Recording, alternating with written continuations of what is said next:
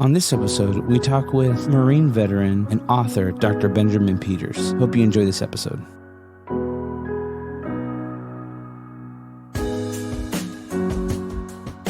Welcome to the show. Thanks for having me. Yeah, of course. I was thinking about different guests and different people who I wanted to have on the show, and you came to mind because I thought, man, you have such an amazing story of growing up kind of on the West Coast, and then kind of your journey through everything you've done with Iraq and writing books and getting your doctorate and all this stuff. So, this show is really about educating people and encouraging people, letting them know that they're not too far from where they want to be, and that they have what it takes within them to achieve their goals and do the things that they want to do. And so I wanted to have you on because I thought you would be a great person to kind of talk about your journey. There's a lot of people out there who probably think that they don't have what it takes to maybe get their doctorate, or I know a lot of people who thought, I'd love to write a book, but I could never do that. And so I think that you have a lot of information and knowledge that you can kind of share, and even your struggles to just kind of say, it wasn't hard, but or it was very hard, but I pushed through, and now I'm where I'm at. So I like to just kind of start out with people's stories of where they grew up, what their home life was like, and that journey. So if you could kind of share with us a little bit about that. Hey, first, thanks for having me, man. Yeah, of course. It's always fun to talk to you. So let's see. I grew up in, like you said, the Pacific Northwest. I come from a family with 7 kids. Wow. And I am smack in the middle. And I was just telling somebody this yesterday. I'm the classic middle child, right? Like, I reject everybody in the family, and I'm going to go my own way, and I'm going to do my own thing, and I'm going to move to Colorado, and they all still live in the Northwest, right? So classic middle child. Mixed family, right? The Brady Bunch? Kind of like the Brady Bunch, but I think positively, right? We had a lot of support because of that, right? It's like I had 4 dads, but most of them, right, were actually pretty cool. Did you have good relationships with your other siblings and your 4 dads? Yeah, it's funny. We all kind of grew up together, and we were close, and we all think of each other as brother and sister. Not that we never refer to each other as step or half or anything like that. We're all just kind of siblings. And when my wife and I were engaged, I flew her out to visit my family for the first time. And she was so thrown off because we had all my brothers and sisters, my mom, and my dad, my ex-stepdad, and my new stepdad all hanging out, right? It was awesome. Was everybody pretty amicable? Yeah. I mean, and that's not to say, and my stepmom too was all there. So that's not to say it was easy. Like, that was a long road. Yeah. Through a lot of tension and fighting over the years, but eventually, we all came around and said, look, whether we like it or not, we're stuck together, so we should make the best of it. And by and large, we have. We when we do get together, we'll do Thanksgiving together, we'll do Christmas together. So it was a weird Brady Bunch family full of tension and stuff, but over time, we were like, we're here and this is happening. Yeah, so you never allowed that to kind of hold you back or say, I'm not privileged enough or whatever because I have 7 siblings and 4 dads. And I mean, so in high school, what were you like? Were you into sports, or were you kind of like the recluse, or what did you? I played sports. I played sports. I played football, basketball, and baseball, and all that kind of stuff. It's funny now, but I barely graduated, right? High school? Why? Yeah. So it was right when the internet was coming out. It was super cool. I remember the first time I saw somebody was like, check this out. You got to see what email is. I was like, oh, Hotmail, that's crazy. Or whatever it was then. It probably wasn't even Hotmail. AOL maybe? Something. I was like, this is crazy. So that legit, I remember the first time, right? So my senior year, we have to all write a senior paper in order to graduate. And I was like, I came home. My brother was in community college at the time. He was like, no, don't write it. There's this thing called the internet. And if you go to this website and you pay somebody money, they'll write your paper for you. So you plagiarized your senior paper? I didn't even plagiarize. I paid somebody to. I didn't plagiarism. Like That is so I just awesome. paid him money. I was like, dude, you write this, and it was on the dumbest thing ever. In Portland, Oregon, or in Washington, from Portland, Oregon to Seattle, there's this really big bicycle race called the Seattle to Portland. And I emailed this person and I said, I want you to write a paper about what it would take to train to complete the Seattle to Portland bicycle race. And whoever it was like, sure, yeah, we could totally do that. So like, I don't know, a week later, 2 weeks later, I get this. Amazing paper. Yeah, I'm like a high school senior and I get this like 18-page paper that's like researched. I turn it in. And my teacher pulls me into her office, a week later or whatever, and it said, okay, come on, you didn't write this. And I was like, no, for real, I wrote that. She was like, you did not write this. I was like, how dare you? I'm appalled. Yeah, your accusation. So obviously I got called out. I got busted. So, I mean, you were sweating bullets. Oh, I was dead. Like I knew I was dead, right? Yeah, so, I mean, essentially everything that you had worked for in high school could have just been... Yeah, You'd have been like a fifth-year senior. Oh, it would have been terrible. Well, so the thing is, right, so I had some success in sports. I got a scholarship to go to college to play football and baseball. Okay. I knew I was going to be going to this small liberal arts college in Kansas to play these sports, and I totally screwed up my senior paper. But fortunately, it was a small school. Our teachers were really invested in us, the students, and I had a couple of teachers come alongside me and say, we think you're great. We value you. We want to see you graduate. And one of them sat with me like every day after school for like 2 or 3 weeks to help me like bust out this paper. Because the principal, who was awesome, was like, look, I'm not going to expel you. You're a good kid. You've worked hard. You've tried hard. You made a stupid decision. Yeah. We'll give you one chance. And they did. And I passed. And I graduated. Dang. Yeah, it was so funny. Dude, now. That is hilarious. Yeah. I mean, but I could imagine as a kid, you're thinking, my life's over. Oh, yeah. I got busted. My college is going to fall through now. Or Like, what am I going to do? Yeah. So dumb. Wow. Okay. So then from there, you go to play sports. Which is so funny to me that you're like, I mean, not that you're not athletic or anything like that, but you don't seem like that kind of guy. I mean, I don't like to brag. You had some stats. Yeah. But since this is a show about my life, I was all state football. Wow. I was a running back. Okay. So I was a running back in high school, all state my senior year, all state football and baseball my senior year. Mm-hmm. Entertained a few different offers from small colleges. Like I was never the guy who was going to go D1. Right. That's, I wasn't that good, right? I didn't go to a big enough high school. I'm not that big enough of a guy. Yeah. But for like a small D2 school, yeah, right? So entertained a couple different offers, decided that I wanted to go somewhere far from home that was just different from the Northwest. Mm-hmm. So the farthest school away from my home that offered me the largest amount of money was the school I went to. Did you know about Kansas? No, I was like, whatever. That's cool. It's something different, right? Yeah. So I went to Bethany College in Lindsborg, Kansas, this really tiny school. Yep. Played football and baseball. My first 2 years, really enjoyed it. What happened, though, is after my sophomore year, I came to Colorado to work at this like camp in Estes Park. Fell in love with Colorado.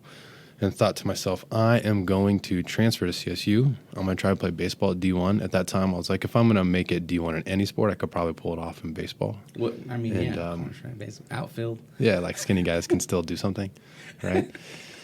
And at the time, actually, CSU, it was just a D1 club team, so I was like, even better, right? I could still play baseball. I could walk on, play club, and just so funny. Going to natural resources because I wanted to be like a hiking guide, like an outfitter kind of dude, right? Which now also is funny, right? Yeah. So I leave Bethany. So at that time, I mean, did you start to have an inkling about what did you wanted to do with your life? I mean, what were you majoring in when you were there at school? Yeah. So I had no clue, right? So I really wanted to go to college to play sports. I was like typical jock in that regard. I'd go down to Bethany, start doing a degree in English literature because I just thought it was cool and I liked reading. So even back then I liked reading, right? Yeah. So I was like, I want to go, I want to read, I want to, do that professionally. Read for a living. Is this possible? But after my sophomore year, I wasn't really stoked with the way football and baseball were panning out. fell in love with this camp in Estes Park, decided to transfer, like I said. And then, but I really didn't know what I wanted to do with my life, but this is all going to catch up, right? So what ended up happening was I moved to Fort Collins to get in-state tuition, and I was delivering food for Restaurant Runners, this organization up in Fort Collins. It was like an Uber for food before exactly, there was that? Yeah, that's exactly what it was, right? A Postmates before Postmates. Yeah, that's exactly what it was, yeah, right? Nice. So I'm doing that, trying to get in-state tuition, living in an apartment with a buddy of mine. I get accepted to CSU. I'm ready to go. I'm going to do natural resources. I'm going to become a guide. And then all of a sudden, September 11th happens, right? And I came home, and my roommate... Where were you when that happened? At the time, I was working... Actually, it's a little bit inverted. I need to go back a second. At the time when September 11th actually happened, I had applied to CSU. I'd gotten in, but it was before I was working as a restaurant runner. Okay. I was working at a mattress company as a mattress salesman, which was awesome. Were you crushing it? No, it's the worst. I hate talking to people, man. This only works because it's me and you. That's right. I mean, yeah. Normally, I hate talking to people. So people would come in. Selling. Yeah, right. And selling. And it was high pressure sales. Like I had to have goals and stuff. And that people would walk in and I'd be like, do you want to buy a mattress? You know, lay with me. You know? It's so awkward. Yeah. And I'm driving to work. I walk in and my boss was like, can you believe what happened? We got to respond and like kill these people. And I was like, what are you talking about? I was like, I'm sorry. I don't know what happened. You didn't listen to like talk radio? Not back then. I was like, you know, I was just doing my thing. Yeah. I don't know.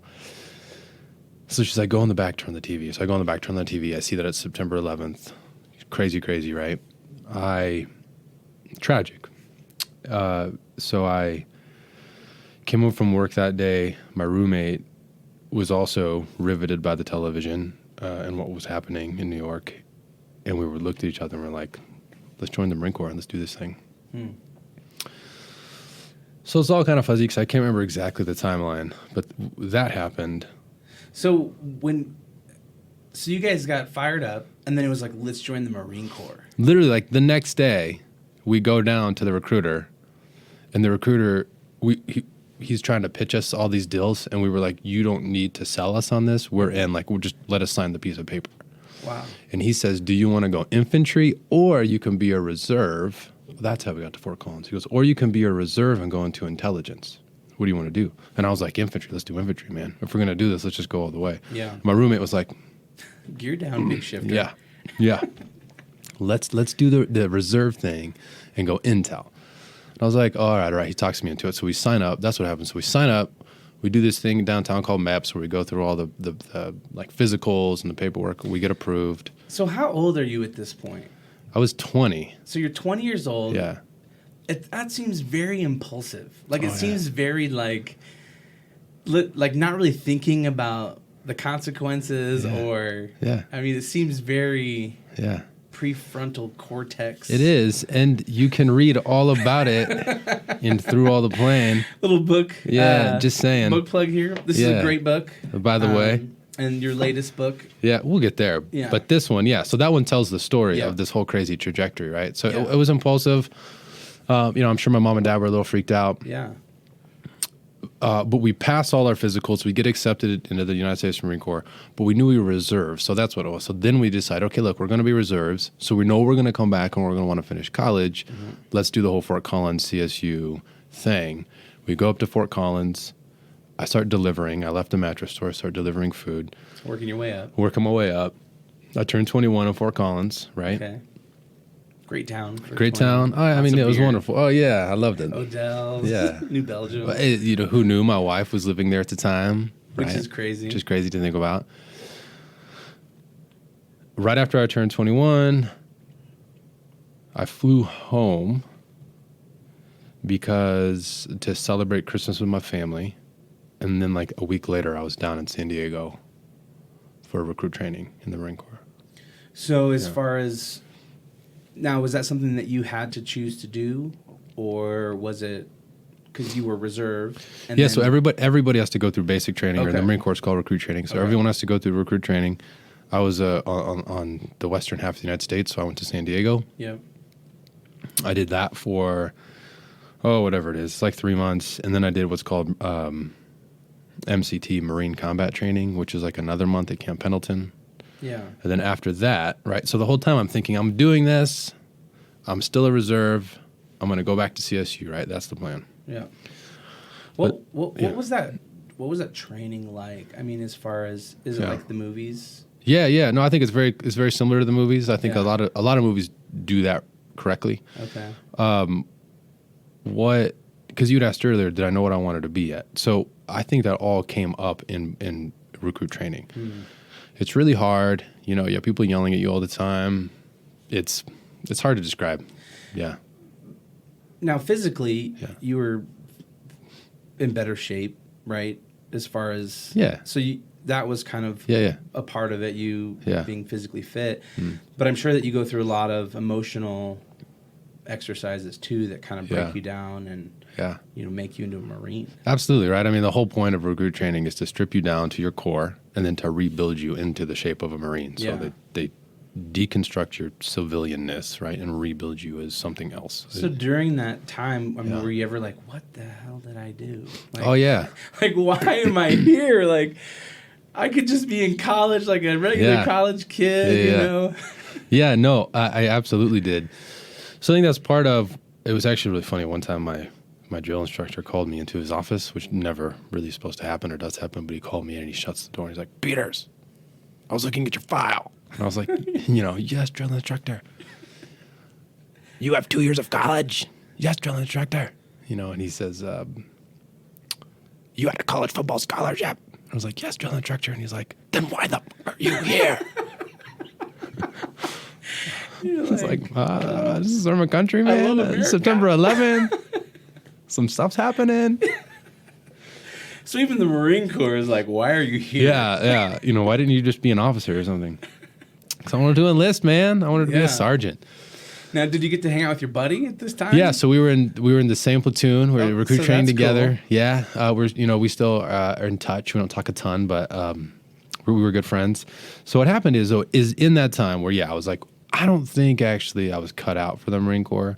It's great for a certain type of individual. For me, it was mentally challenging, emotionally exhausting, all that kind of stuff. And I was like, I think I would thrive better doing something else. So then that's where I started to think through, if I could do anything with my life, what would I really want to do? And I just kept, in recruit training, I kept having these visions of me in a study or a library reading and writing. And I was like, that's crazy. It's not anything I ever thought I would have wanted to do or anything I would even consider myself capable of doing. But there was something about recruit training that, like I said, stripped me down to my core and made me reflect on what I really wanted to do. And I thought, if that's the image that I really, and in a moment like this is the image that comes into my mind and I continually think about and reflect on, then maybe I should strive towards it. Wow. So that all was rooted in recruit training. But what happens is recruit training ends, Marine combat training ends. My reserve unit is Buckley Air Force Base in Colorado, in Aurora, Colorado. So then I do, recruit training, Marine combat training, and then I do 6 months in intel school in San Angelo, Texas, at Goodfellow Air Force Base. I leave that, my 6 months training, I drive to Buckley to check in. And when I get to Buckley to check in, everyone's running around like crazy. And I'm like, hey, I'm the new guy. Like, what's I'm here up? for my duty? Yeah, I'm like, just here for my duty because I'm going to go back to college. Right. And my gunny was like, no. We leave for Iraq on Thursday. Wow. And I was like, what? What did you feel at that moment? Like sick to your stomach, or were you like prepared? No, I mean, I was sick to my stomach. I was terrified. I thought this wasn't supposed to happen, right? This wasn't supposed to happen to me. I was gonna go. I mean, I'm like, I know I enlisted, but I'm really at college. I like reading. I got to get back, man. Because now, right, I've got this image in my mind of what I want to be. So I'm like, oh no, I see that I signed that paper. I signed the contract, but really, you should let me off the hook here. Yeah. Of course, they didn't. Of course. So, what I find interesting is it took stripping you down mentally and emotionally, physically, for you to find the core of yourself, and then for you to say, this is what I want to truly do. And I find that interesting because I think a lot of people struggle throughout life, trying to figure out what they want to do, trying to figure out who they want to be. Yeah. And sadly, a lot of people don't figure that out until their 40s or 50s. Yeah. And for them, it's kind of like, now I have to start over or pursue my dream at this point, and I don't have much time left. So Yeah. I'm wondering if there's anything that people could do or reflect on, or to kind of get to that point faster. Yeah. Go to boot camp. Go to boot camp. It's like, listen, if you want to find out who you are, go to boot camp. Put yourself in a situation that you hate. And I think a lot of people go through life situations that bring them to that point, right? You know, whether they have family issues or job issues, or like they get laid off, and it's like, wow, I'm destitute, I'm broke, or whatever it is, and now I have to figure this out. And so I think a lot of people go through that. But I'm thinking, man, I wonder if there's, you know, a way that someone could get to that place sooner, or figure out how, you know, what is it that they need to focus on or think about. Yeah. To that really, kind of clarity. Where do you find that clarity? Yeah. I don't know. There's this in college. When I was at Bethany, and actually it's a long story, but I did end up eventually getting back to Bethany. And that's where my undergrad is from. But my first 2 years there, Ben Harper was just getting big, and me and Steal My Kisses. right, and me and my buddies were all into like buying the DVDs of live performances, and we'd watch them. Right, the DVD, of course. But Ben Harper had a movie about one of his performances in like Germany or something, and he was talking about pursuing a life as a musician. And somebody asked him about his hobbies, I think. And he's like, I don't have hobbies. I have music, and that's it. There really is nothing else for me. And I remember at the time even thinking, and I still reflect on that line, not that I'm a huge Ben Harper fan anymore, one of your questions was, what 6 albums would I take on an island? I'm like, I don't really listen to music, man. Can we do books? Yeah, we can do books. But I think there's this kind of clarity with something like that, where there are a lot of people who would sort of turn that on its head and say, well, that's extreme. You need to find balance, which is true in certain aspects of life and in certain ways, whether that's like health or diet or family or raising kids or whatever that might look like. But when it comes to the thing you choose to do, there kind of has to be this sellout to it of, I'm going to pursue, in his case, music, or in my case, writing, PhD, that kind of work. I'm going to pursue it at great cost. And I don't know, I'm not entirely clear, honestly, where that clarity comes in. But once it comes in and you decide, this is the thing this is what I'm going to do. This is what I want to be. You have to, put all your chips into that. Be fierce about it. And just kind of be fierce about it. And I think part of that, if the image was presented to me in boot camp within my 2 tours in Iraq, the first time I was in that push that went north to Baghdad in what was that, 2002, whatever. And then 2004, 2005, I was in Ramadi as an intelligence person, sort of helping oversee and facilitate the Second Battle of Fallujah. And there were times in war and like combat and that kind of stuff where you think, life's too short. I could die tomorrow. You come home and you realize you kind of still carry that weight with you. And if life's really short and you really could die tomorrow or right now, then you might as well find clarity on the thing you want to do and thrive at that thing. Yeah. Well, I think we all get caught up in all these unimportant things that we make big in our minds. We think, if I start pursuing what I'm passionate about 100%, then how is this stuff going to work out in my life? And I think there's a lot to saying of just taking that leap of faith and then putting your 100% of yourself into that. I agree. I mean, I think in some ways there's a madness to it, saying this is the thing I'm going to do, and the willingness to continually to pursue it despite setbacks. I was thinking about knowing I was going to do this today. I'm working on a 3rd and a 4th book right now, and I've got them into a place where I'm sending those off to publishers. Right. This morning alone, I received 3 rejections. Oof. Right, and you just, hey, that's all right. Yeah. You stick with it. You keep going. That's writing. I think writing is often, I describe it as an exercise in rejection. Yeah. But you keep going. Interesting. I want to talk more about that. Yeah. But let's go back. So you get to Buckley Air Force Base. They're like, hey, Thursday. This is happening. Get your backpack on. Yeah. And so you're like, wow, like this Yeah. is really happening. Yeah. And you hop on a plane Thursday, Yeah. and then you head over to Iraq. Yep.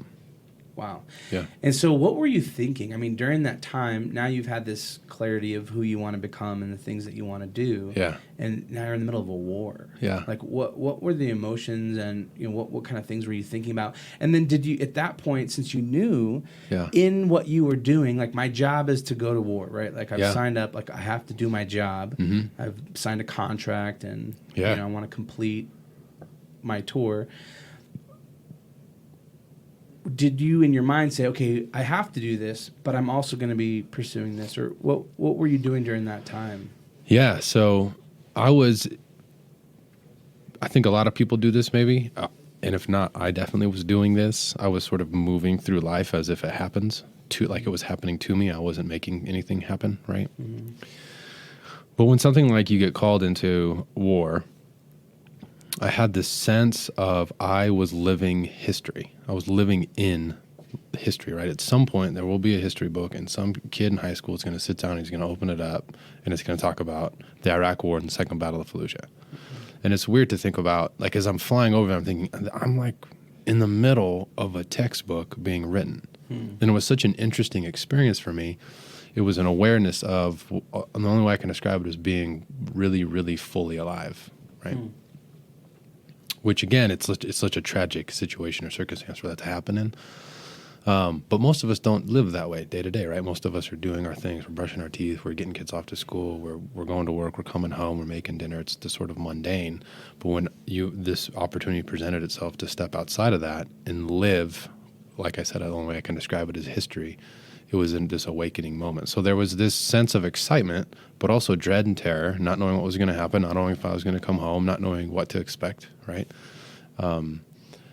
Which then I think also, like I said, provided this sense of clarity of, if that was the image that I had been given or am focused on, then how do I work to get there? And so even when I was in Iraq, I was applying to graduate schools. I was working on, like, what are my next steps going to be? If I get through this and I get home, what's my life going to look like next? Right? And so I did my first tour. Like I said, we landed in Kuwait, and then that push up to Iraq. I came home, went back to Bethany College, and I went into the registrar's office, and I said, look, this is who I am. This is my story. I have to go back to Iraq in a year, so I need you to get me out of here in a year. I have a year to graduate. So I took all my transcripts, I looked at it, and I said, okay, look, here's the deal. If you take something ridiculous, like 18 credits a semester, you double on J-term, and you do a summer internship, we can get you out of here with a communications degree. And I was like, let's do it. Just like that, huh? Yeah, yeah. Now, granted, the Intel school that I went to Okay. in San Angelo was it was with the Community College of the Air Force, and so I was able to transfer some of those credits in, like maybe 20. So I did my first 2 years, like 20 years or 20 credits. My first 2 years of college, 20 credits to the Community College of the Air Force. Mm-hmm. And then they're like, okay, we can slam through this if you switch your degree to communications. And at the time I was like, whatever, I just got to get done because I don't want to keep postponing this past like, what am I going to do for a year? Yeah. And then go back to Iraq and then come home and have to go back to Kansas. Yeah. So that year was nuts, right? So you get a year off? Is it like a break? No, it was just a, yeah. You could think of it as a break. Okay. Yeah, like you go for like 18 months, you come home for 18 months, you go back for 18 months, kind of a thing. Okay. But we had I'm pretty sure, I can be misremembering this, but I'm pretty sure we knew we were going to be recalled like July of whatever that would have been, 2004. So I slammed through that year, July of 2004.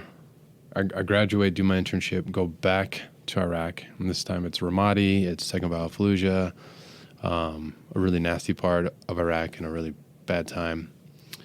And that's when I actually applied to graduate schools. So I was applying to graduate schools as I was there. Applied to CU and then applied to Denver Seminary. Got into both. I was like, I either want to be a journalist or I want to go into like academia and do religious studies and like philosophy and stuff like that. And then obviously took the latter route. Yeah. Yeah. So I was kind of always like, okay, what's next? How do I move towards that vision of clarity So you bust out the 18 months of school. Mm-hmm. You go back. What was your feeling going back? I mean, you've been home for 18 months. Going back to Iraq. Well, I mean, I was miserable. Yeah, because at that point, it's like, oh, I know what I'm going into. Yeah. And what were your days like? I mean, were you reading a lot and then like in Iraq? Yeah, like when you were there, like what was your life like? So I was an intelligence specialist. I was enlisted. So at the time, my second tour, I think I was a corporal. Maybe I might have been a lance corporal. I can't remember. But I go over there. You know, you get like a giant green sea bag thing. Mm-hmm. I had like what they made me take, and then the rest, like the bottom half, was all books. It's awesome. Like super heavy. Right? So I go over there. My books. I got to have something to read. Because at the time when I was going over there, I was like, you know what I'm going to do is I'm going to read a bunch, and I'm going to try to write this book through all the plane. Mm-hmm. So, so you had that idea to write a book. Oh, yeah, and it was terrible. It was so bad. That first effort was horrendous, by the way. So when you started thinking about writing a book, did you do research? Like No. How to write a book? Yeah, okay, so yes, eventually. So what happened is I go through that second tour. Mm-hmm. My days look like I worked 12 hours as an intelligence analyst. I'd had 12 hours off. In that time, I had to sleep, obviously. We were required to work out, and then I would usually get an hour downtime, which I'd usually read or write or whatever, right? Mm-hmm. I think I came up from that tour. I got accepted into those schools. I chose DenSem because I wanted to go like philosophy, religious studies route. I shared my writing with like one other friend, and he was like, "Dude, this is bad." Right. But so the idea is it was going to be like letters from the front, you know, it was going to be like a journal, like a World War II journal of a guy, kind of a thing. It was a foggy day today. Yeah, exactly. Yeah. But it was so bad. I could smell, like carnage. Yeah. Exact gunpowder in the air. It was bad. So it's like, okay, I still got a little bit of work to do. Right. But then my master's degree started, and I was kind of in that world for a long time, reading, writing, developing my own skills as a writer, as a researcher, all those kinds of things. And I'm going to kind of jump over some things, right? So I get married in that time. I finished my master's degree. My wife and I decided to go to Cambodia. Mm-hmm. So we go to Cambodia to teach English at the National Polytechnic Institute of Cambodia. When we're there, we have our first kid. I think my real second effort was in Cambodia. After our second kid, I wrote a novel for my daughter, Regan. And subsequently, I've written a novel for each of my kids. Mm. And the goal I set myself was I have to write a novel before they're born. So I have 9 months to write this novel, right? And I was able to do that 3 times. And I think those, I don't know if they're good enough to be published, but they were really great exercises, right, to help me develop my skills. But when we came home from Cambodia, what happened, to answer your question? My wife, to her credit, said, if you're going to take this seriously, she put me in the car. She drove me down to the Tattered Cover, which is this bookstore in Denver. Yeah. She walks me to the section on writing, and she says, I believe in you. You need to take yourself seriously. Buy any book you need on writing today and read it. I was like, all right. So there's this wonderful book. You asked about recommendations. There's this wonderful book called The Constant Art of Being a Writer. Mm. And it was amazing. It just walks you through you have an idea. How do you outline it? How do you actually write it? What's the discipline and that requires? What kind of word counts are you going to hit every day? All the way through. Mm. How do you find an agent? How do you market it? How do you give a book talk? Like just the whole thing. This is what it means to be a writer. And that book was amazing and helped me really sit down to finish my first real book, right, through all the plane, that I felt comfortable after utilizing some of those techniques to then send that to a publisher and sell it and do book talks and all that kind of stuff. Yeah. So when you were done with Iraq, when you were done with the Marines, was that 4 years? So I ended up I was a reserve, but I had 2 tours. Okay. And then after those 2 tours, I still had to do my reserve duty for, I think it was like another 2 years or something like that. So I officially got out in 2009. So was that a huge burden lifted off you when you were done with that? Mm. Like, did you feel like, okay, good? I mean, because I can imagine you now you have your vision of what you want to do, where you want to go, how you want to pursue that. Yeah. But then you kind of have this ball and chain that's, keeping you a little bit grounded from that. Mm-hmm. And so when you were done with your second tour of Iraq, then you came home and you essentially started going back to school, or? Yeah, so when I came back from my second tour, the reason I only applied to those two schools for my master's degree was because I knew I was a reserve in Denver, and I can't leave. Right. And I could have, right? I could have gone to wherever, but I would have had to have, every month I would have had to have come back to do my drill, so it just wasn't economically smart. So that's why I decided to stay in Colorado for school. And then after, I got out, it was a breath of fresh air. It was a relief to get out of that. I was ready to sort of dive in to this vision of clarity I keep talking about and really pursue that full on. We go to Cambodia. I finished my master's degree. We went to Cambodia. We had our first kid there. We came home. My wife finished her master's degree. I was a stay-at-home dad for a year. Really? Oh, yeah. Well, Andrea finished her degree, her master's, which is fun. It was great. I enjoyed that time. And then once she finished her master's degree, we both started working, and that's when I started working. I was a high school teacher at different high schools here in Denver, and continued to write and think about what the next steps were. And so for me, I would love to be a writer. It's really hard to break into that industry. It's really hard to make money writing. And so I thought, what is a way I can do that and pursue that passion, but still get paid? Yeah. Ideally. And so I thought about, I'll continue on. I'll get a PhD. I'll see if I can become a doctor and maybe get a job as a professor somewhere, and then I can teach. Because I really do enjoy teaching, so I can teach. I can have relationships in the academy. I can write academic stuff, but I can also write novels and fiction work and all the other things I'm interested in. But my wife's family is from Denver, and we have no desire necessarily to move. So I thought I'll just apply to this program in philosophy and religion and literature at the University of Denver, and I'll just apply every year till I get in, right? That's what I'll do. And then somehow that made it more palatable for me to stay as a high school teacher if I knew I was pursuing something. And then on my first try, I got in, and I was like, Andrea. Wow. We got to rethink what we're doing. So in your mind, you thought, I'm going to teach for 5 years, or I'm going to continue to teach, and I'm going to apply to get into this school, thinking it may not happen right away. Like, it may take a couple years or longer for me to constantly put in an application. So, and at the time, that's also what I was waiting to hear back. That's when I was writing Through All the Plane. It was in that 5-year period. I was teaching high school. I was writing this book. I was, thinking about applying to this PhD program and all that kind of stuff. So when you started writing Through All the Plane, was that a difficult time for you? Like, were you pretty self-critical, or, how did you take it from the idea, starting to write? I mean, did you write it by hand, or did you type it out? And then did you just have pages and pages of, you had this book that kind of helped guide you through that process of writing? Yeah. Was there ever a point where you just felt like you wanted to give up, or were you a pretty determined person, like, I'm going to finish this? And By the time I'd started writing Through All the Plane, I'd already written the 2 novels for my kids. Okay. So as goofy as that sounds, you can say were never published, I felt at least more comfortable with bringing a book from idea to completion.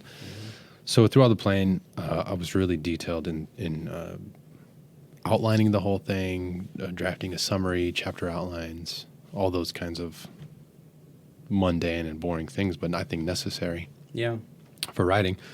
And then my schedule actually hasn't changed that much. I am pretty detailed in the way I run things, at least for my own life. I like to wake up at 5 a.m. I like to read for 30 minutes to wake up. I always write 500 to 1,000 words in the morning, right? Then I help the kids get out the door, right? But back then, it was always I'm very regimented, like, wake up, get the brain moving, then start writing. Goal is 500 to 1,000 words a day, If you do 500 to 1,000 words a day, everybody's like, well, that's not very much. It's only like a page and a half, maybe two. But you'd be surprised. You could write a 300-page book every 6 months if you do the math. Wow. If you're just diligent and focused and have an idea. Yeah. How do you think being in the Marines affected you being able to stick to a routine? And, I mean, do you think that helped at all? I think it made all the difference in the world. Because, I mean, what kind of person were you before the Marines? Do you think you could have done that if you hadn't gone through the Marines? I don't know. I mean, I'm the kind of person who's really passionate about the thing I decide to be passionate about. Right. I have a hard time getting excited about other people's stuff, which I know makes me sound like a complete jerk. I get it. But if I choose to do it, obviously there's all kinds of marital fights that happen around this, right? Why can't you do this? And I'm like, because I don't care. Right. I don't care about that. But I love you. Yeah. And you're great. But if it's the thing, like if I decide, so all that to say, right, when I was trying to get a college scholarship for football, I would same kind of thing. I would wake up, I'd go to the gym every day at 5 a.m. I would work out for a couple hours. I would study film. I would get workout sessions from like University of Nebraska, and I would do them. Like I have a tendency to obsess about the thing I'm really into. Yeah. I think the Marine Corps highlighted that, but also gave it focus, right? To where, again, there was this clarity of like, oh, I don't want to be a jack of all trades. I don't want to be good at this, this, and this. This is the thing I want to pursue. And given like the discipline and the regiment that the Marine Corps gave me, this is what I want that to look like. And then, you read a book like The Constant Art of Being a Writer that says, hey, let me give you a shape to what this could look like. And I think there's a lot of benefit to that. I think part of it is, throughout the plane, my editor of that book, one of the first things he said to me was, writing is a craft. It's just like something like blacksmithing. The more you do it, the better you get. And the better you get, the better your product's going to be. Where oftentimes I think, people can make the mistake of, when it comes to writing, saying, I'm going to wait for the muse to come, or I'm going to wait to have an idea, or whatever. It doesn't matter what you write. If you want to get better at writing, you need to write every day, diligently. Just like any other job, right? Monday through Friday, I wake up, I write 500 words. It could be something for myself. It could be a short story. It could be stuff for school or, academia. It could be the next project I'm going to work on. If I really have to fudge it, it can be emails, right? It doesn't matter. But it has to be 500 words a day. And what I find is when I'm in that rhythm and that pattern, writing not only comes easier, right? But I write better stuff. And so it can be, I think it can be considered this robotic kind of Marine Corps thing. But like anything else, the more you do it, the better you get at it. Yeah. So. Yeah, I mean, so to me, it seems like having that discipline and creating that structure really allows you to do what you want. Allows you to achieve what you want to achieve. Yeah. And I think, for somebody like myself, I'm more of just all over the place as far as, when I come up with an idea for something, it's easy for me to focus on that, but then to continue that, or the discipline of that, because I don't really have a routine. Yeah. And I think probably the routine aspect of it really helps you stay focused in on that, like creating a routine around that. Yeah. And committing to something, I think, is important. I agree, and I think there's an important shift that has to take place in any writer's life, where at some point they have to say, this is work. I'm going to work now. And you close your study door, or whatever it is, you open up your laptop and you say, I'm working. And it's not, that can sound so uncreative, and it can sound laborious, unfun, all those kinds of things, but there's a professionalism that comes with that. There's a seriousness that comes with that. There's a diligence that comes with that. And not only that, but I'm taking myself seriously. Which writing's hard, because like I said today, right, I received 3 rejections. Writing's hard because you oftentimes you're at the mercy of the gatekeepers, right? Those editors who do or do not accept your material into that particular publishing house. You don't always have control over if you're going to get published or not. But there's a professionalism in saying, this is work, there's a routine, And I find, given that, it's much easier to handle the rejections. Say, yeah, this is just a bump in the road. I'm going to wake up tomorrow and get back at it, right? Now, when you write something and you get rejected, do you throw that away? Or do you say, man, this is really good.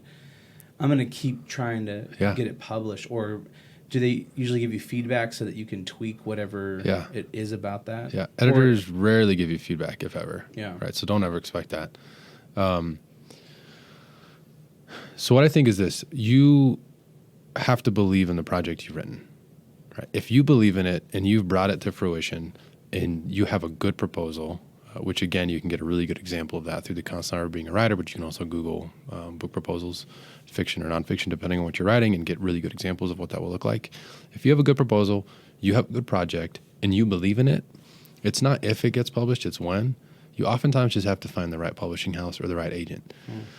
And so you can look like Writer's Digest is a great outlet for that. You can also Google around and try to find different people who say, I'm an agent who's looking for young adult novels that focus on blah, blah, blah, right? And that happens to be your project, great. So you want to focus your proposal to that person. But the thing is, if you believe in the project, you will get rejected. You will get far more rejections than you'll ever get acceptances. And so know that, be comfortable with it, and keep pushing ahead. I think the key in terms of, because you're not going to get feedback from an editor, the key is to be in a strong writing group or a group of people that you're comfortable sharing your writing with. And for you, the writer, being comfortable with hearing that feedback. A great exercise, if you've never done it, is to, if you share your writing with somebody, like if I were to give you this thing now and say, okay, now you read it. When you start talking about how you read it or you start criticizing my writing, the writer, don't talk. Just listen. That's the thing. Just listen. Don't open your mouth. Literally, if you have to set a timer that says for the next 10 minutes, I won't say anything. I will only listen to what you have to say. Do it. And then at the end, say thank you. That's it. Don't ever don't ever defend your work. Don't try to say, yeah, but you missed this part, or it was actually really good. You just didn't see that. No. Let the reader have his or her say. Let the reader do his or her thing. You need to listen to the feedback and then say thank you, right? Somebody took the time to read your work, right? Say thank you. And then the next day, go back to your study, open up your laptop, and start over, right? Or rethink it or edit. But let that sink in. I really believe after, publishing 2 books, being in a writing group, working with editors, working with copy editors, all those kinds of things, right? The book that comes out that's finished is really a community project. It's not just me, some genius in a room somewhere, writing something amazing. It really is a community effort, right? I had first readers, I had second readers, I had editors, I had copy editors. I had a publisher that weighed in on it and gave me suggestions and recommendations. And at the end, we all together sort of published this product. It wasn't just me. And so I think when you think through that and you can accept that for what that is, I think it's much more easier to receive the rejections and the feedbacks and all those kinds of things and to say at some point this is going to work out. I just haven't found the right agent, publishing house, whatever it is yet. But eventually I will. But keep putting it out there, keep listening to the voices, keep hearing the criticism, but don't take it personally. Yeah, so really it's about just believing in yourself, like believing in what you're doing and going all in on that. Mm-hmm. Now, do you think there's ever a point to where somebody's just not good at what they do? Like, like the singer who's like, the only person who says you're good is your mom. Maybe you should think about selling mattresses. Yeah. I can give you advice for that too. So I think that's hard, right? Because you never want to discourage somebody saying oh, you probably should. Because in my mind, I'm thinking, man, if someone decides to go all in and they're passionate about it and they're like, this is what I'm going to do. Yeah. So I may be writing something too that's a little bit different than, say, like singing, for instance. Like you can get voice lessons and get a little bit better. Yeah. But being a Kelly Clarkson or a Mariah Carey or something is like, it's 1 in a million. Yeah. No, I totally agree. And look, I'd say a couple of things, right? I've written a couple books. I just finished my PhD. I have this 300-page dissertation that I'm trying to get published, right? I'm not the next famous writer. Like I'm not going to be J.K. Rowling. I'm not that, right? those come along every so often. Yeah, I mean Stephen King's Like is right. like still like the guy who's writing that So, genre. I'm not that, right? And I know that. It doesn't mean you still can't pursue your passion and make a kind of living doing it, right? So I think what you can do is say, I love singing and I love music. If it turns out I don't have the gift, I can't afford lessons, or I've tried it but just didn't work out for me, okay, so what's next? How can you participate in that community and in that environment and still pursue your passion? So maybe you become a producer, or you become whatever they're called, audiologist or audio, whatever. Engineer, yeah, whatever, right? Yeah. And so for me, that was part of it. Like, look, I love writing. I would love to be a professional writer. The reality of me making money, enough money to pay my mortgage, writing is rare. So what can I do? Well, I can go into academia. I can become a doctor. I can teach. I can help kids learn and transform lives and all those kinds of things. And I get to continue writing. Awesome. Yeah. Right. And so really when you write, is it more for yourself? Like when you write, are you saying, all right, like whether this gets published or not, like I'm writing this because I want to write it. And it's something that you kind of birth in a way. Yeah. And then once it's there, it's like, okay, great. Now I'm going to move on to the next thing and keep going. Yeah. Everybody's got a different position on this. I think if you ever sit down to say, I'm going to write this because it's going to make me money, like it's hard. I think it's hard to carry that all the way through. Cause you're talking years to write a book and then years of peddling it to different agents and publishing houses. Right. And you're probably not going to get rich writing a book. That's hard. So I think you really have to believe in the project and say, this is for me. This is a story I would really like to tell. And some of the fiction stuff I write, some of it, I think this is a story I would really like to read to my kids. And I would like to see how they interact and respond and engage with it. That would be really fun. I believe in it. I have a great time doing it. If it gets published, great. If it doesn't, it doesn't mean I'm a bad writer. It's not the end of the world. Yeah. Right?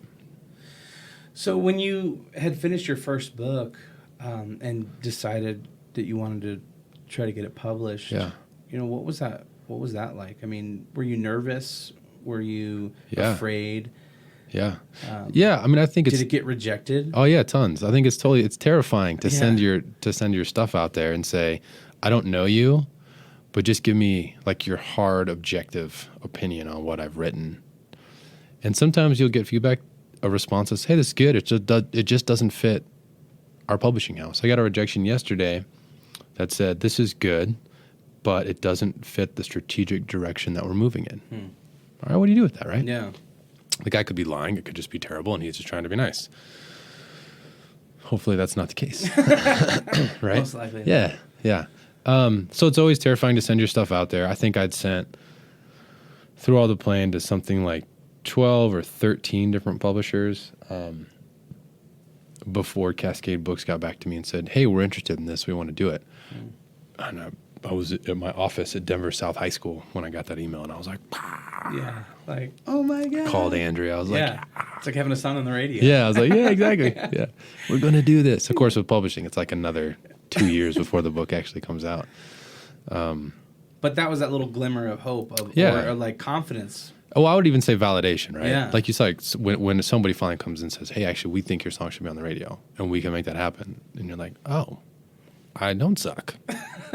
Yeah. Okay. I can do this. Yeah. That's awesome. Yeah. That's awesome. Did you have any mentors or people that were in your life that were constantly encouraging you, or did you seek out mentors or someone to say, hey, keep going, keep pushing? Yeah. I mean, academia has kind of built-in mentors and like my advisor.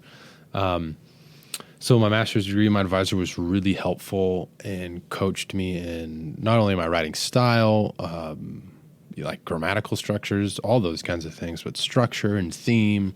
So that was incredibly helpful. But then also to come alongside me and say, hey, this is good. You should think about, publishing this. And it's the same actually now in my dissertation that was finished. My advisor's been so wonderful to me and encouraging me to continue to push it out there and pursue publication and all those kinds of things. So I think academia kind of has this built-in relationship with an advisor where it can be a kind of mentoring relationship. And then when I was younger, I always had, as somebody who liked sports when I was younger, coaches and that kind of thing that would come alongside and say, hey, you're good at this or you're not good at this, but let me show you how we can make, you better at it. Yeah. Kind of a thing. Yeah. What is one thing of advice that someone gave you that kind of stuck with you throughout your education? And whatnot? Is there something that you can think of that, man, I remember so-and-so believed in me or encouraged me and not really stuck with me? Yeah, I mean, I've already actually mentioned this, but I think I went to a small school in Washington State called Napavine High School. It's in the middle of nowhere. It's halfway. My dad picked it. He was a salesman, and you had to travel a whole bunch. That's where you get that salesman gene from. It passed me by for sure. I'm terrible at that. But so he knew he had to travel a bunch, so he picked the geographical middle point between Seattle and Portland. So just small school in the middle of nowhere. And I had wonderful teachers there who came alongside me and said, "We believe in you. You can do this." So much so that, like I said, this one teacher said, I'll sit with you every day after school and help you rewrite your senior paper. Wow. Because I believe in you. Right? I think you can go, you can do stuff. Yeah. Yeah. So then, in turn, if you could give one piece of advice to, someone who's coming up, someone who's maybe wanting to pursue their doctorate. I mean, we really didn't even get into a lot of that as far as, was that something difficult? Was there times you wanted to give up? Yeah. Not so much with the PhD. I love that world. Like I love reading. It seems like kind of your wheelhouse. Yeah, like I love geeking out on that kind of stuff. So I never wanted to quit. There were definitely hard times or harder seasons. I started the PhD when my third child had just been born. So my wife and I were, ships passing in the night. Yeah. Passing off kids, getting kids ready for school, all that kind of stuff. And then me trying to get to my school to do the work I needed to do. So, I mean, it was challenging. It's hard. I don't think that.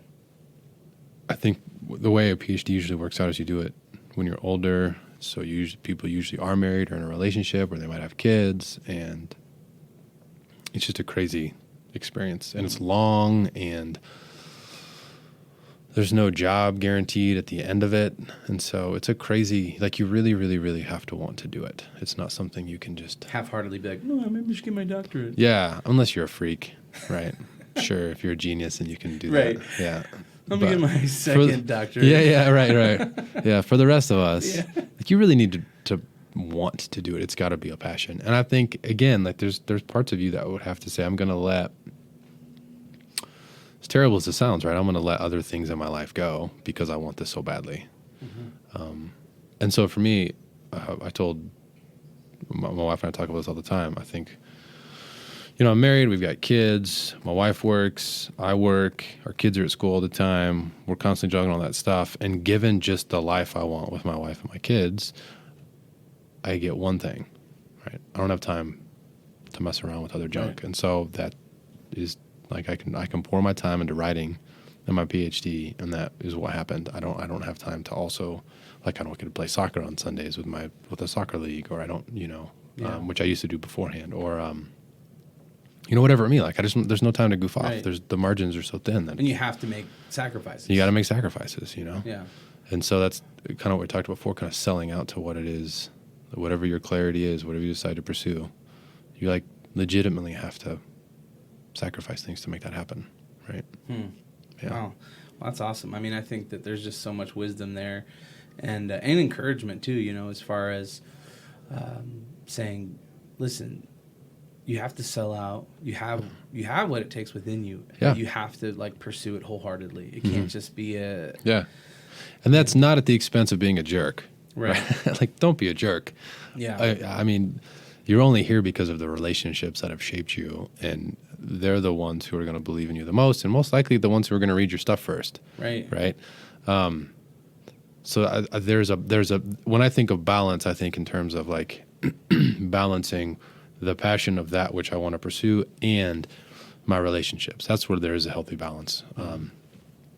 Like even now, I just finished my PhD and my wife's back in school now doing some stuff. And so I help, getting kids off school and that kind of junk. Yeah. Like, great, now it's your turn. Now you go do your thing.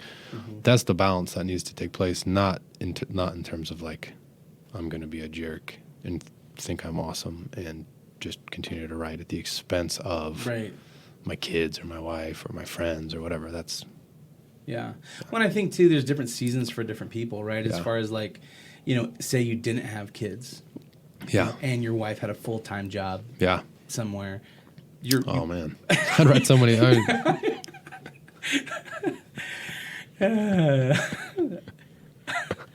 Yeah, you know what I'm saying? I know what you're saying. Yeah. You know what I'm saying. You got me. They might watch this, so let's just move on. So any advice that, I think that we've got lots of, I feel like that I've heard a lot of things that came from you during this interview that have talked about finding that clarity, pursuing your passion, you finding resources and things like that. You've kind of, given all of that. Yeah, and I think if I could say one more thing, I would say this. What you're doing is important, right? Whatever you decide to do, it's important. So when you think of like this show, how did you get here? You get this idea. Yeah. Nobody else could do it like Mark Labriola could. But you get this idea, and there is a moment in time where you have to decide what I'm going to do is important. I have something to offer to humanity, and hopefully it's going to make humanity a better place. But it's important. You're the only person who can do it that way, so do it that way, and do it well, and do it professionally, and show up and all those kinds of things. But when it comes to writing, I think that's really important to remember. Yeah. Even if, and I know it's funny, right? Like the whole thing, like fake it till you make it. Even if you are faking it to some degree, just remember what you're doing is important. Yeah. I always say fake it until you become it. Yeah. Yeah. That's good. I like that. Yeah. Yeah. Because I think when you fake it long enough, then you actually become that which you were faking. Yeah, which I think is what we were talking about before. It's so important. Like, hey, wake up every day, get your word count in, and it's going to feel dumb at first, and you're going to think, why am I doing this? But eventually you're going to become a writer, right? Yeah. You're going to be the kind of person who produces good material that people want to engage with. Yeah. Yeah, that's awesome. All right, man, I want to get to a couple fun questions. Yeah, here. let's do it. So what was your first job? My first job was I was a dishwasher at Spiffy's restaurant in Chehalis, Washington, and I used to do the dishes and clean out the grease traps. I hated every minute of it. That sounds like an amazing first job. It was the worst, literally. First car? It was a 1969 Ford Bronco. Dang! I saved up. I'd started working at Safeway bagging groceries. I saved up a bunch of money. My dad helped me out a little bit, and it was a POS, man. It was terrible. It was like rusted 60s. Out. It barely ran. I had to, every day to get to school, I'd have to put a whole quart of oil in it just to get to school, right? And then it would just drain in the parking lot. Yeah, it was miserable. But, it was a 3 on a tree. You know what those are? Oh, yeah. Yeah, man. It was awesome. That's awesome. Yeah. First car, man. First car. Yeah. If you could learn any skill, what would that be? If I could learn any skill, I am fascinated by coding. Okay. I just think it's cool. And it feels like it's an industry in which there are jobs. There's a lot of jobs. Yeah. Right? So I think about that all the time. Like if I was going to just like make a hard break and like doom, what would I be doing? I'm like, I'd learn coding and like code something cool though, right? Right. Yeah. Like a game or something awesome. Something usable. Yeah. Do you have any hidden talents? Is there anything that's... I am a one-hit wonder. What is that? I just write. Oh. I got no more talents, man. Like that's my talent, right? That's I think you're a multifaceted guy. Yeah. Just the fact that you did 2 tours in Iraq, that you did you do something in theater or something to do with theater? So when I started my undergrad, I was majored in English, minored in theater. And so I acted a whole bunch. I was in high school and in college. I was in a bunch of plays, and then my senior project in college was actually directing a play. So there's that. That's interesting. I could do that. I've been in a few commercials locally. Yeah. No, what I would say, if I ever make time for anything outside of like just the whirlwind that is having a family in 2018, and outside of like work, I like to board game. Board game? Board game. Like it's fun, like games. Like Catan or... Yeah, whatever. Yeah. We don't have to go into the details. Yeah, okay. If there is anybody listening to this that's a board gamer, they know what I'm talking about, so I don't have to clarify. You know, I recently watched a documentary on Go. Oh yeah, the AI thing. Oh my gosh, it was amazing. And I had never heard of Go. Oh yeah, it's like a century old game that's like it's like more popular than chess. Yeah, it's crazy. Yeah. Anyways. Yeah. Interesting. Yeah. Well, man, dude, I really appreciate you coming on the show and taking the time to hang out and share your story and encourage people who are writers and thank you. and people who are trying to pursue their passions and things that they want to be in. So. Yeah. Dude, thank you so much. Thanks for having me. It was an honor. Yeah, really. Of course. So, and this is the new book. Yeah, let's talk about your books here. We got 2 books. Yeah. Through All the Plain and Sigurd's Lament, the new one, Sigurd's Lament. If you're a fan of Norse mythology, and epic poetry, you're gonna love this one. All 5 of you. Okay. There you go. And then Through All the Plain is an amazing story that essentially it chronicles Ben's life in the military and after my wife and I in Cambodia and that whole thing. So that's really awesome. A really great, fascinating read. So I highly recommend it, and it goes into a lot of detail and depth about things that you struggled with and all those things after coming out of Iraq, PTSD and all that junk. So it's a really great book. As always, subscribe, like the page, join the group, the Facebook group. We're growing that up so that it can we can encourage one another and bounce questions off each other and all that. So so I thank you guys so much for being here. If you joined us on Facebook, this will be posted later on with a better audio sync, as well as the podcast. We're still kind of building that out, so continue to join here on Facebook. It's going to be great. So thanks for joining us, and we will see you when we see you, and we'll talk to you when we talk to you. All right. Thanks so much. Thanks. We'll see you.